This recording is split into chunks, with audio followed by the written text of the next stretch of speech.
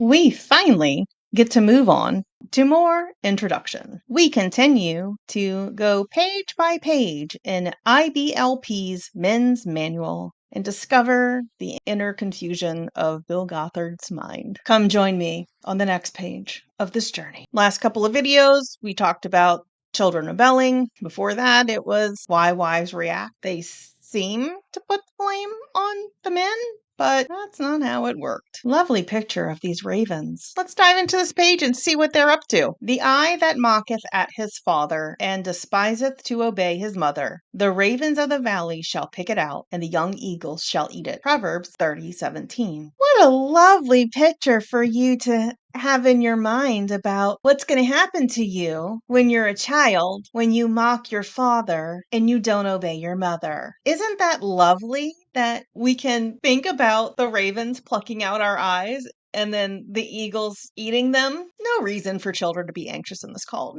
No, that's crazy. Let's see why we're talking about this verse and the ravens. Consequences. We'll figure. The destructive consequences of rebellion. The eye that mocketh at his father and despises to obey his mother, the ravens of the valley shall pluck it out, and the young eagle shall eat it. Proverbs 30:17. The raven is a scavenger bird. It is usually the first to arrive at the scene of death. It has exceptionally keen eyesight and is able to detect dead or dying prey. A raven first determines if its prey is dead by picking at the eyes of the victim. If the victim does not defend its own eyes, it is assumed to be dead. After the raven has begun to satisfy its appetite, the eagle arrives. They are larger and more powerful scavengers, and they finish the work which the ravens began. These facts from the world of nature add astonishing depth to the warning of Proverbs 30:17. When a son or daughter despises or rejects the authority of his or her parents, he or she begins to show signs of spiritual death. Those evil ones who, like the raven, fed upon destruction, can see the signs of spiritual death in rebellious children by looking into their eyes. The light of the body is the eye. Matthew 6:22. What?